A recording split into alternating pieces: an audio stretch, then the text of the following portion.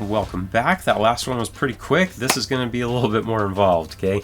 So what we're about to do is we are going to pose the rig turning in 3D, essentially. That's what we're working on.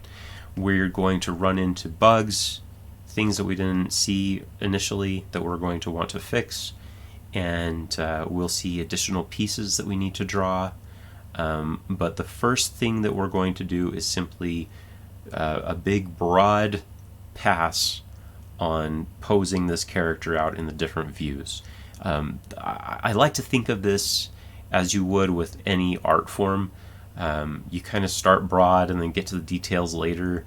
When you're drawing a gesture, you're drawing these quick swoopy lines, the lines of action that go through the whole body, and only if that is working do you go to the details. Same thing here, okay? Here we go. I am going to disable the grid. I don't need that now. And I am going to the turnaround, and I am going to click on bitmap image quality. I want to turn it up, and Harmony frequently forgets that you want it to look high res, even though you have the setting on it. So you just turn it down, turn it back up, press OK. It should refresh and look nice and crisp. Alright, here we go. I'm going to click on stuff. Alright, I'm going to press 0. Now, this is Mr. Potato right here, the scene peg. I'll go ahead and name it POT for potato. Or PTO? That sounds better than pot. Alright. I am going to color that top layer so that it's easy for me to find. I'll just do like a bright orangey brown. Alright, so it's easy for me to see. Alright, now where's the rest of my pieces? They all disappear after frame 1. That's because I need to extend exposure. Let me show you what's going on here in the timeline. I'm going to press 9. That expands all of my layers. Okay. Now look, you can see all the layers. There's a ton going on there. Every single one of these little line art, color art things that we've made has its own layer. Every single part of the deformation chain has its own layer.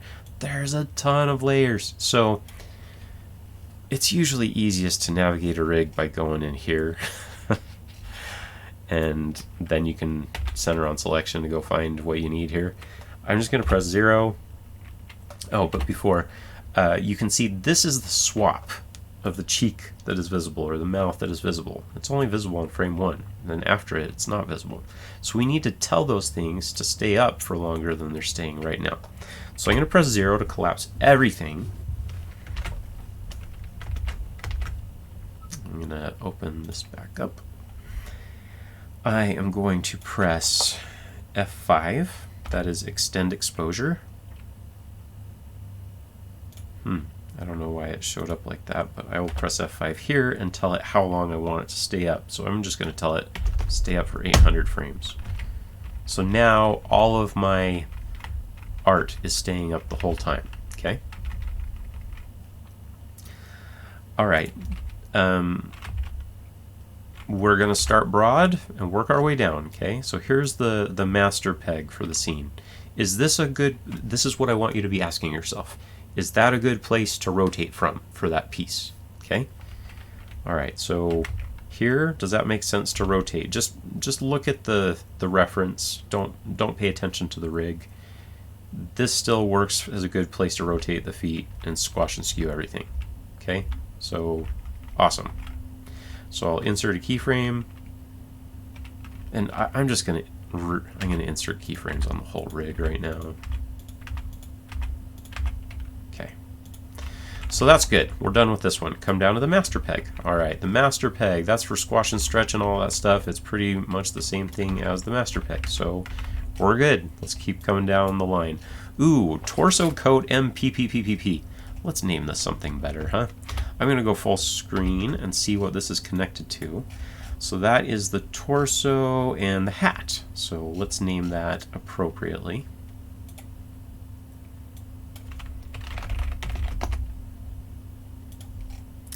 What's this one? This is torso and arms.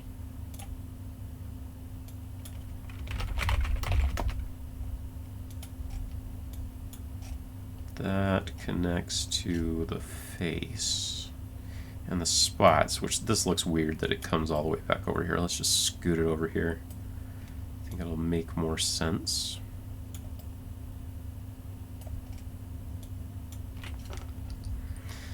And you just have some cables that come all the way across the crazy screen sometimes. So don't worry about that. Torso, face. Okay, I think we're good. Everything else is named the right way. Okay. All right. Just line those up. I will add PTO to everything soon. I just avoid it until the end. Okay, torso hat. Is that where we want the torso hat to rotate from for all those views? Yep, because that's where we lined the reference up anyway. It was just lining up the under part of the crotch right there, right? The lower part of the body. So that one's all good. Let's follow this cable over here. The hat. Okay. So the hat starts here, and now it's there. Okay, well, this looks like it's time for us to finally do something. I'm going to hold Alt and middle mouse to rotate it, and then I'm going to move it up a little bit. Okay. Go to the next scene. Okay, maybe I will copy that keyframe. So copy, paste, and now keep going. I'm just looking at the reference and considering where that pivot should be and where that brim line is. Okay. Just angling it there. I'm not worried about the details yet. Okay, next up, it's coming back around. Now this is actually, we'll see it in front. So I'm going to press Alt down to Z depth it in front and angle it. Move it here. Okay. I'm going to copy that. Paste it here. Angle it here. I'm just holding middle mouse as I drag, and I'm holding Alt and middle mouse. Alright, so now I need to copy that one.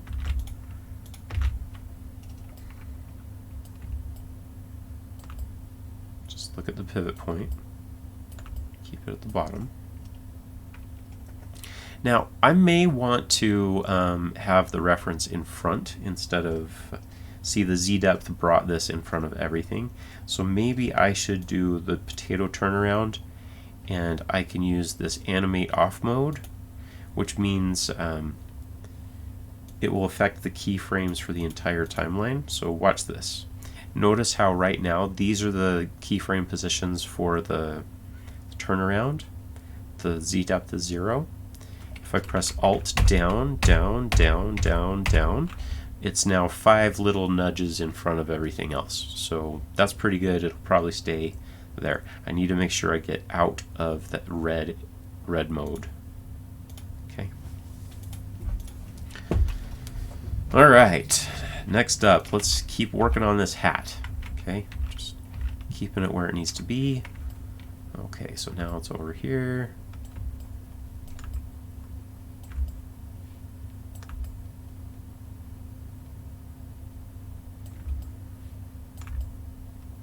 Next.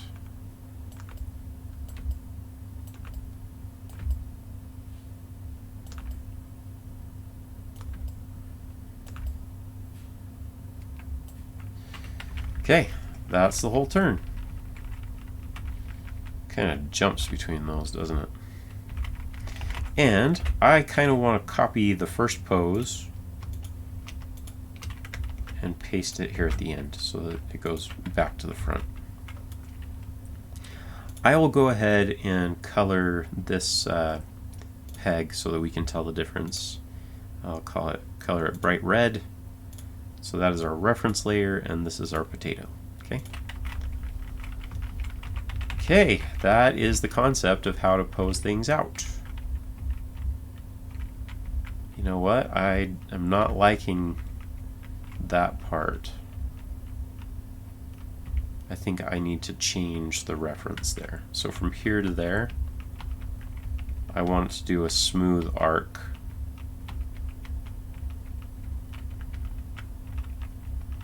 Okay, so I need to move it. So that reference, make it so that I can see through. Bring it over. That is looking better with the hat. Okay, so now I fixed the reference. I'm glad I found that now instead of later. Now I'm going to go to the hat, master peg, scoot it over, go back and forth and see if that feels better. Yeah, that feels a lot better. It still jumps a little bit, but at least it's a lot better than it was. Okay. Same concept. We just keep moving down the chain. The hat bulbs, the hat top. All right, so it's rotating from there. Now from here, yeah. Maybe we angle it a little bit. Angle it a little bit. And here on the back, I'm going to guess that that's probably in a good place. Good place. Good place. Move it up a little bit. Angle it a little bit.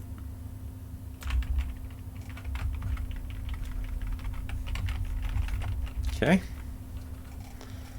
Down the line we go. Hat bulbs. Alright, so now is our time to look at the hat bulb issue.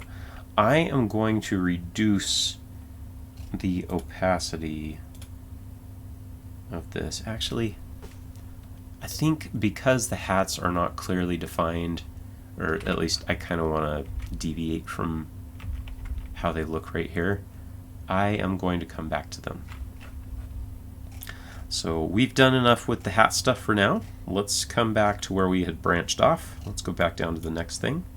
So torso and arms. Torso and arms rotating from there. Good. Don't need to change it. Good. Don't need to change it. Good, good, good, good, good, good. Next, torso and face. Yeah, that still works for me. So now, I just like coming down the left side of the chain most of the time first. Features and spots. Maybe we'll call it facial features and spots so nobody has a question.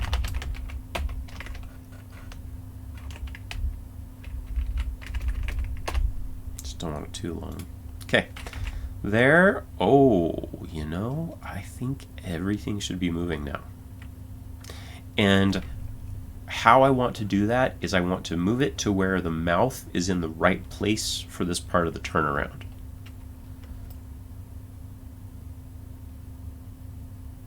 Okay. I'm going to hold shift and do that again. So I'm just thinking the mouth should now be centered on the outside edge of the body. And now here on the back, I am actually, hold on. So here's the eye. Now, the facial features here would now start coming back into the body, right? I think there's a few ways that you could approach this, and I am just choosing to do it this way. So I'm just going to bring it back, and then at back it'll be centered again, and then over here it would start going this way again, maybe matching up where that eyebrow is.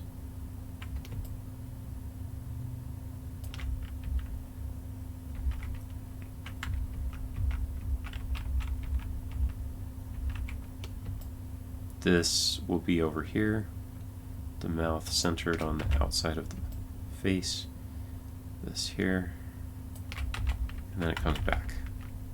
So notice how that blue pivot is kind of going in an arc also. Like even if you're just imagining it in 360, it's traveling around, right? All right, so facial features and spots is taken care of. How about facial features in general? Well, because we moved that parent peg first, this one is already where it's supposed to be. Great. Mouth for the builder peg. Most of the time you're not going to use this until you're doing torso tilts. Mouth master peg. That's all in a good place. Yeah.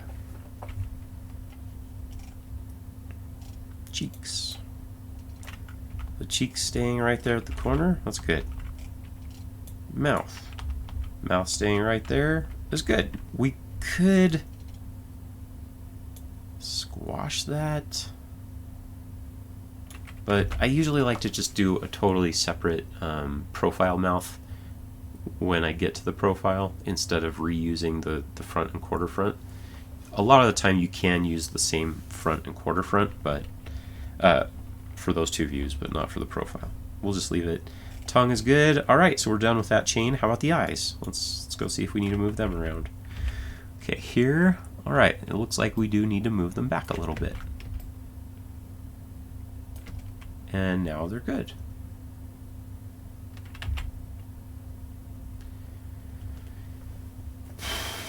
You know, I think I'm gonna bring it here.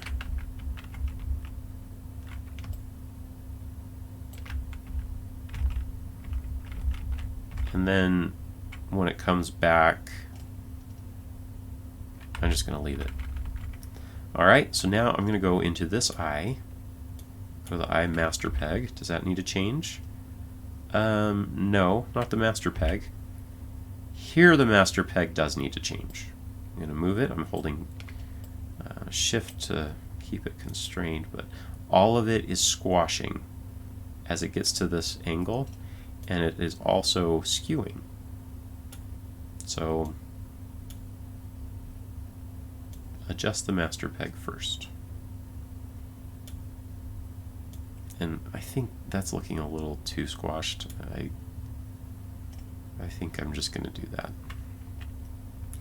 Next up would be the pupil. Alright, so the pupil is looking okay.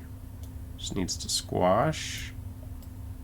I'm not going to stretch it the way that they have it, but I will change that highlight position, because that would be the next thing down the chain. So we're done with that. We'll go to eye and brow.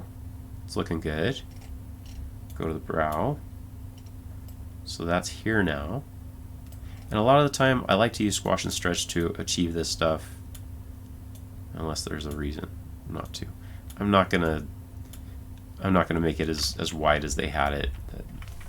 It's easier here in Harmony to tell about consistency as opposed to when you're drawing it in Procreate and Photoshop and stuff. All right, I think we're good. Oh, I lied.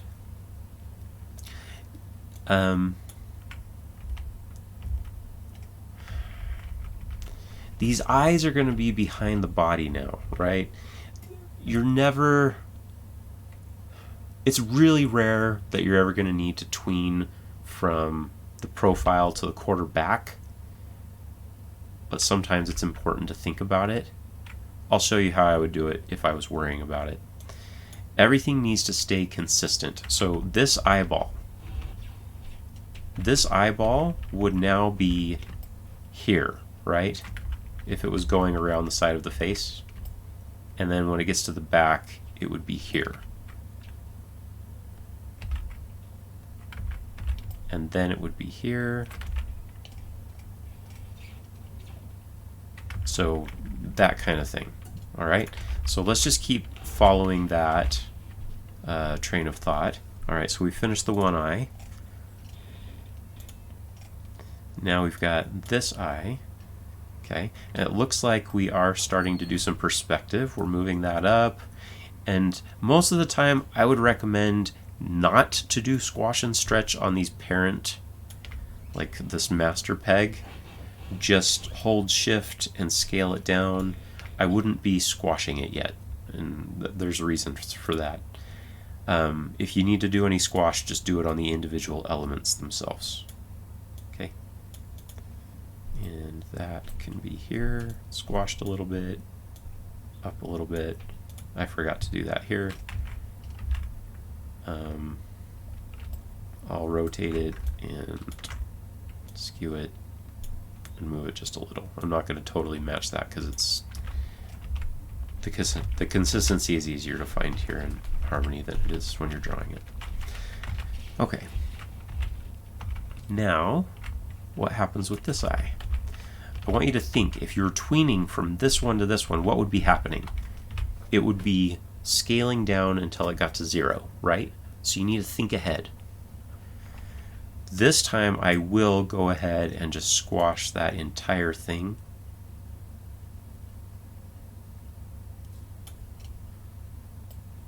And put it here and rotate it back. Let me just show you why I'm doing this, okay? I'm going to turn off the reference. If I were to ever spread these apart and tween them, whoa, that went really fast.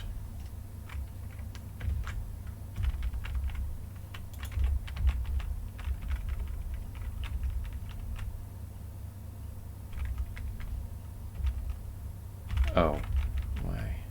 Oh, that's the reference. Here's the rig. Tween. See? That's what I'm doing. Now that does look like it was made by a computer. I think we could do better if we didn't squash all the elements the same way. So let's press undo. I'm going to go back to that spot, and I'm going to reset R. And this time I'm just going to move it first to the pivot point, the pivot spot where it should be. Enable that. Okay, so where should it be rotating from? It should probably be rotating from right here, because if I tween it, I want it to come back on right at that point. Okay, so now what else is going to happen? The eye, I think the pupil is going to go forward, but it's also going to squash, right? Maybe it'll get a little smaller. And it'll go to the edge, right? Maybe I can do a little squash on this. And now I'm going to shift select all three of those. Squash this down to like nothing. Rotate it back so it's going to be behind the face. Oops, yeah. And then bring this back so it's going to be behind the face and angled. And let's see what happens if we try tweening that. Plus, plus, plus. Oh, not the red one. Plus, plus, plus, plus. Tween, which is usually Control K. Okay, so I know that my eyeball trick didn't work. I think the rotation is working pretty well, but the pupil is not. So let's go forward and backward. Where should that pupil be? Whoa, what is going on?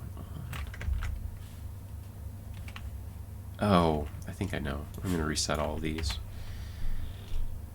I'm just going to squash this. I think because I was in the camera and I shift selected the pupil and the pupil highlight, I wasn't actually selecting the master peg, which is what I should have been selecting. Okay, now this, if I copy that keyframe and paste it there. See, this looks much more three-dimensional because we're not squashing the parent. And we'll rotate this independently. Maybe it should squash even more.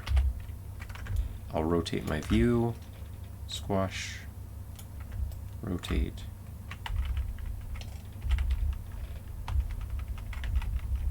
And maybe that eye, that entire eye should get smaller as well.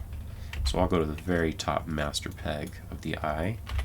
And I'm using my shortcuts, which are usually apostrophe and semicolon. I use A and F because it's the most important thing that you can do as a cutout animator, is being able to get back and forth between your previous pose and next pose. Yeah, that's starting to look like it's turning in 3D, huh? And then I finally will go ahead and press Alt up, which is going to push it behind the body. The body hasn't moved yet, so you wouldn't. It's going to push it behind the body. Okay.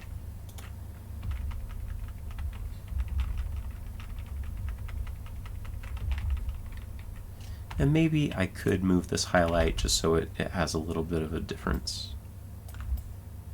It'll make it more interesting that it's moving independently. Okay.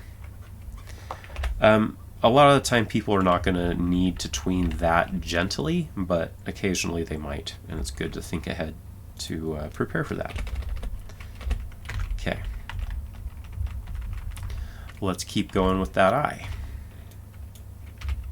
So there it was, and now it's there, but it actually should be back here on the back of the head, right?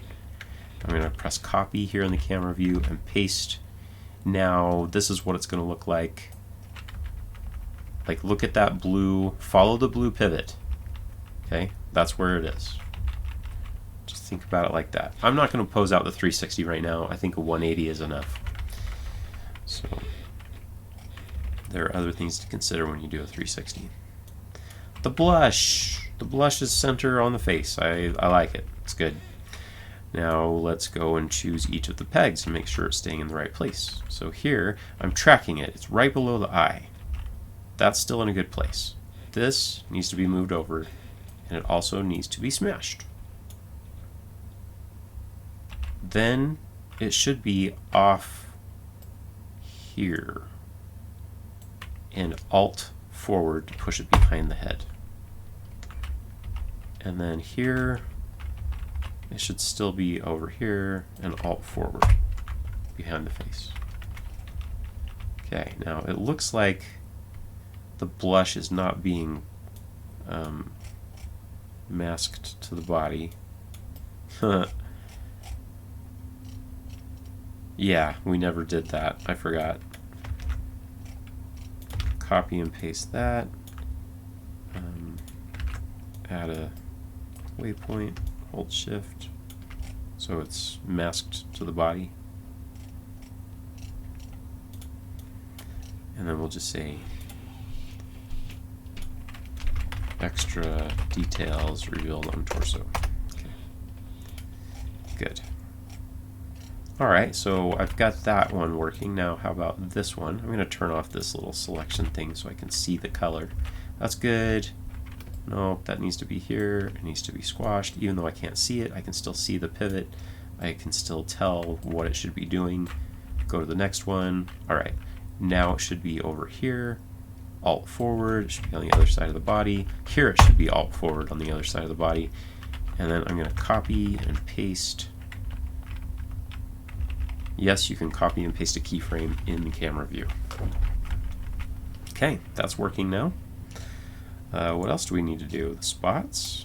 Okay, the spots are looking okay until they get to here. Now we need to move these two spots. Sometimes it can be a good idea when they're this close together to give them a parent peg, to bundle them together if there's just things that are close by, which would make sense here. So I'm just going to do a parent peg, Control P. I'm going to say this is spots 1, 2. -MP. I'm going to Alt drag that into this cable, put this here. I'm going to copy this. I'll give it its own position. Just put it here in the middle. Okay. Now, that's new. It doesn't have any keyframes. There's these white keyframes. What that means is a white keyframe, there's nothing keyframed on the layer itself.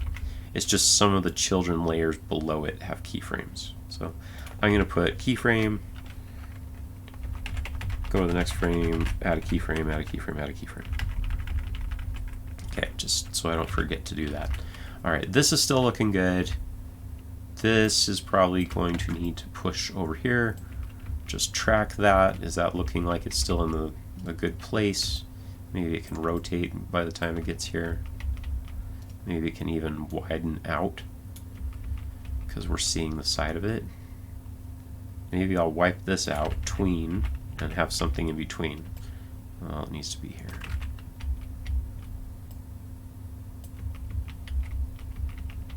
Okay, and now it's off the side of the body, but it would be over here, right? But Alt up behind the body, and then finally here, Alt up behind the body, but it would be like somewhere around here, right? Okay.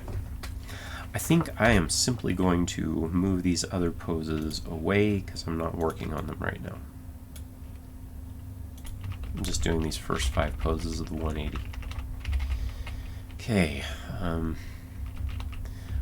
Why are these eyes still in front of the... Oh, I forgot to move them back. Alt up, Alt up. Okay, and this one, master peg, Alt up, Alt up, or Alt forward, pushing it into the screen. Okay, that's working. Oh, we messed the mouth. What was I thinking? Okay, so this one, it's in the right place, but the builder peg. Should I use the builder peg? Yeah. I mean, you're not going to see the mouth on the back of the face anyway. It doesn't matter if I use either of these. Okay. Alt up. It is not going behind the body. I wonder if there is some kind of composite that is not allowing it to go behind the body. So I'll press Alt up, Alt up. Okay. Okay. Next up, we are done with all of that. We're done with the hat. See you soon!